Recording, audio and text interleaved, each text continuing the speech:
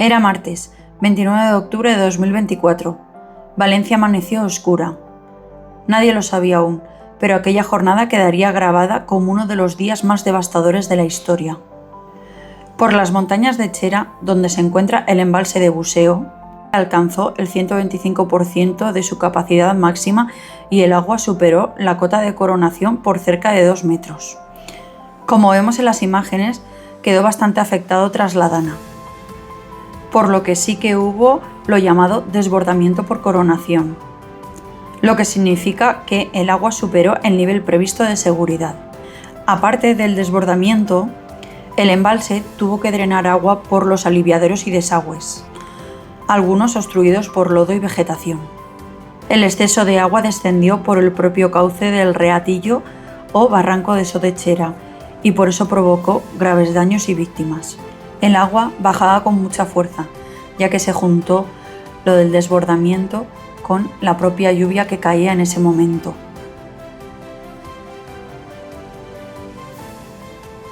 Por las montañas de Iàtova, Dos Aguas, Buñol se encuentra la presa Forata. No hay ninguna fuente fiable que indique que el 29 de octubre hubiera desbordamientos. Al no estar conectado con el barranco del Pollo, nada indica que estos vertidos ayudaran al desbordamiento del mismo. Pero sí que se sabe que hubieron maniobras de alivio de carga, con vertidos controlados. A las 6 de la mañana comenzaron las primeras lluvias intensas en el interior de la provincia. En municipios como Buñol, Requena o Siete Aguas, las calles empezaron a inundarse. A las 6:36 minutos, la Agencia Estatal de Meteorología activó el aviso rojo. La situación era crítica. Entre las 7 y las 12 del mediodía, el cielo descargó una cantidad de agua sin precedentes. Más de 770 litros por metro cuadrado en Turís, el registro más alto jamás medido en España en tan poco tiempo. Siete Aguas, Requena, Buñol, más de 300 litros por metro cuadrado.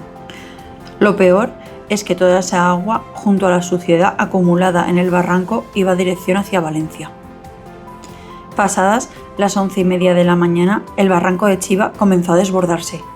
Su caudal se multiplicó y en pocos minutos después, el barranco del Pollo superaba los 260 metros cúbicos por segundo, cuando su capacidad habitual es de 150 metros cúbicos. A mediodía, la tormenta alcanzó su punto más fuerte. En apenas una hora cayeron más de 120 litros por metro cuadrado sobre zonas ya anegadas. El agua no tardó en hacer imposible distinguir una calle de un río, arrastrando coches y dejando atrapadas a decenas de personas en garajes y sótanos. Las llamadas al 112 se multiplicaron, más de 20.000 en menos de un día. El sistema se colapsó a las 4:40 de la tarde. Las primeras voces de auxilio comenzaron a sonar por toda la ciudad. A las 5 de la tarde, el agua ya había cubierto carreteras enteras. La autopista A7 quedó cortada en varios tramos. La N322 a la altura de El Pontón de Requena y la CV36 a su paso por Torrente quedó inhabilitada. Los trenes se detuvieron. La ciudad simplemente se paralizó. El suelo ya no pudo absorber más. Los campos, los barrancos y los canales estaban desbordados. El agua buscó su camino hacia los barrios más bajos: Torrent, Catarroja, Alfafar, Silla, Picassent, Picaña, Massanassa, Benetússer, Aldaya, Paiporta y muchos más pueblos quedaron afectados. En menos de una hora el nivel del agua superó el 1,5 metros. Calles convertidas en corrientes, coches flotando, puertas reventadas por la presión. A las 8 de la noche, la Generalitat Valenciana envió una alerta masiva por SMS.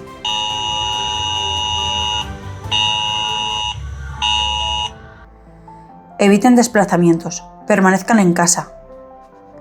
Pero para miles de personas ya era demasiado tarde. El daño ya estaba hecho. A esa hora, la lluvia empezó a ceder. Más de 200 personas habían perdido la vida. Decenas estaban desaparecidas y miles se encontraban sin hogar. Las primeras horas fueron de desconcierto. El agua seguía subiendo y muchas familias quedaron aisladas en sus viviendas. Algunos subieron a los pisos superiores, Otros, sin tiempo, se refugiaron en mesas, camas, muebles. Solo se oían las sirenas y el golpe constante del agua. El agua arrasó caminos, arrancó árboles y se llevó todo lo que encontró a su paso. La noche cayó sobre una provincia sumergida. Los equipos de emergencia, bomberos y voluntarios trabajaban sin descanso. Pero no bastaba. Cada rescate era una carrera contra el tiempo.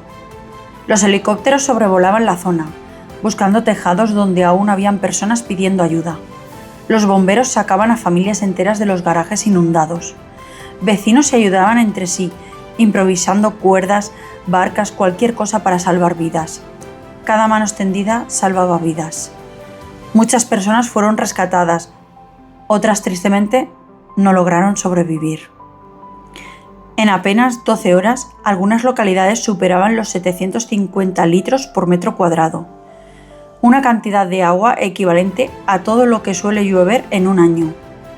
El sistema de alcantarillado colapsó, ya que anteriormente el sistema no estaba limpio.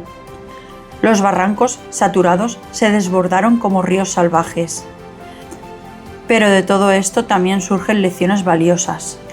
Es necesario mantener libres los cauces, respetar las zonas de inundación, revisar infraestructuras de drenaje y preparar alertas tempranas. Es fundamental mantener los barrancos libres de cañas, basura y otros restos, ya que antes de la dana no se encontraban en buen estado y eso contribuyó a que el agua arrastrara aún más suciedad y materiales. Por este motivo, la limpieza y el mantenimiento regular de los barrancos son esenciales para prevenir obstrucciones y minimizar los daños en caso de futuras lluvias intensas.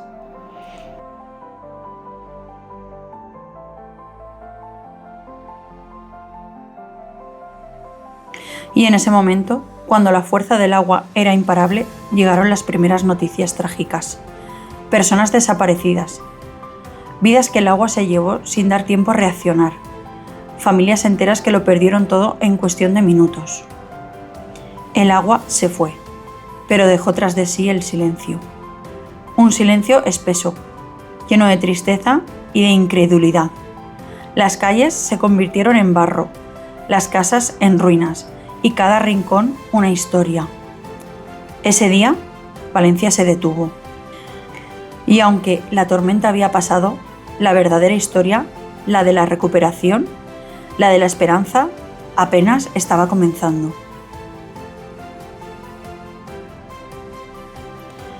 Al amanecer del 30 de octubre, el paisaje era desolador. Calles convertidas en lozales, viviendas destruidas, negocios arrasados. Miles de familias lo habían perdido todo. Las víctimas fueron muchas. En total, más de 75 municipios resultaron afectados y se estima que 229 personas fallecieron en la provincia de Valencia. Hubo desaparecidos. Se sabe que a fecha de hoy aún hay personas que no han aparecido. Durante los siguientes días emergió la solidaridad. Vecinos ayudaron a subir a ancianos, rescatar mascotas, compartir mantas y alimentos. Pequeños actos que salvaron vidas en medio del desastre. El dolor era inmenso. Familias enteras perdieron sus hogares, recuerdos, pertenencias. Cada casa inundada era una historia truncada. Cada calle anegada era un escenario de miedo, impotencia y lucha. Más de 36.500 ciudadanos fueron evacuados o asistidos durante las primeras horas de la tormenta. Pero incluso con toda esa ayuda, el agua dejó su huella de dolor y pérdida. A pesar de todo, surgieron historias de coraje y esperanza. Personas que rescataron a otros, que compartieron lo poco que tenían, que se apoyaron en la adversidad. La fuerza de la comunidad fue, en muchos casos, lo que permitió sobrevivir. Hoy, cuando vemos estas imágenes, podemos imaginar lo que ocurrió, la rapidez de la riada, la desesperación, el miedo. Pero también vemos la humanidad que emergió. Porque incluso en la peor tormenta hay quienes extienden la mano. La dana se llevó vidas, hogares y recuerdos, pero nos dejó también un aprendizaje, que la solidaridad y la empatía son la luz más fuerte frente al desastre.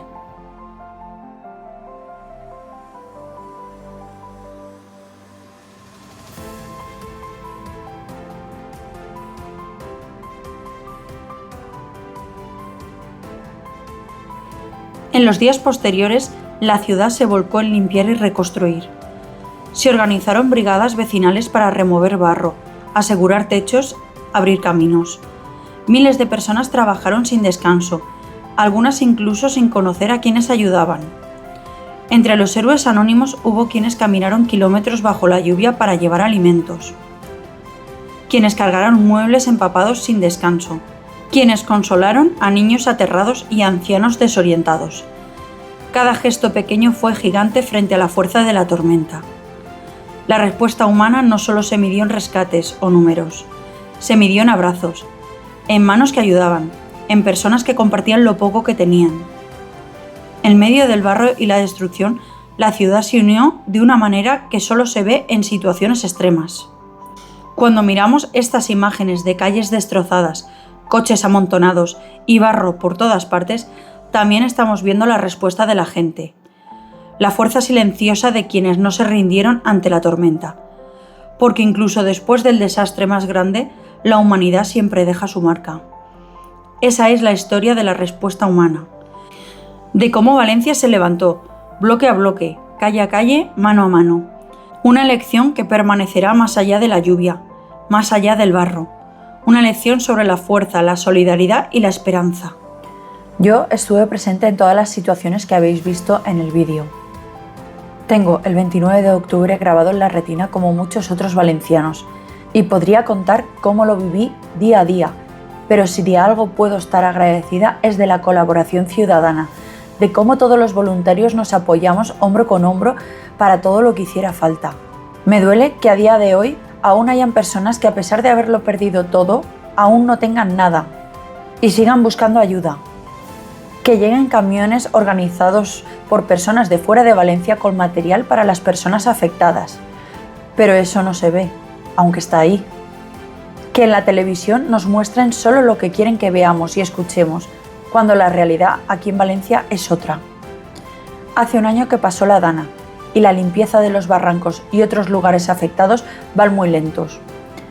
Aún hay barrancos llenos de cañas, de basura, y eso no facilita el drenaje de estos mismos. Que la ayuda psicológica no llega a todas las personas afectadas. Esas personas que tienen terror, el terror metido dentro cuando empieza a llover en Valencia. Que los suicidios hayan aumentado en los lugares afectados por la Dana.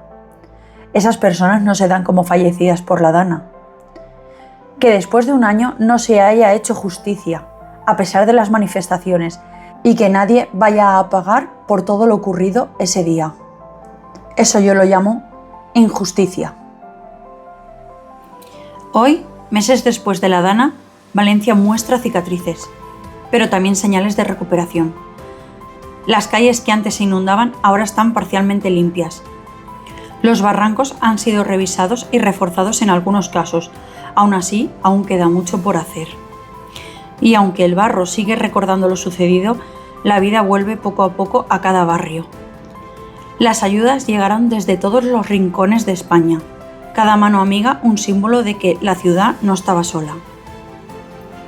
Aunque la mayoría de los desaparecidos fueron localizados, aún quedan algunos casos pendientes, recordándonos que la tragedia tuvo un precio humano irreparable. Cada acto de solidaridad y cada gesto de ayuda son la prueba de que frente a la adversidad, el corazón humano puede ser aún más grande. Lo que más recuerdo es el primer día que llegué al Puente de los Voluntarios. Como un escalofrío recorrió mi cuerpo subiendo de ver cientos de personas de todas las partes de España volcadas en ayudarnos a los valencianos. Era increíble llegar y ver el movimiento tan grande y tan bonito y con tanto cariño que he visto nunca. También recuerdo como casi el agua del cauce tocaba mis pies porque estaba que desbordaba. Cómo mirabas al frente y veías un caos después de pasar una ciudad tan luminosa, con sol y alegría. Muchas ganas de ayudar, sobre todo a día de hoy lo recuerdo porque me pregunto cómo personas de pie, con sus oficios, su trabajo, sus hijos, pudieron hacer tanto con sus sueldos, sin ayudas, solo la de uno y otro, con furgonetas, con quads, un coche. cómo pudimos llegar todos nosotros y quien tiene las herramientas para hacerlo no pudo llegar. Eso lo recuerdo y no lo voy a olvidar nunca.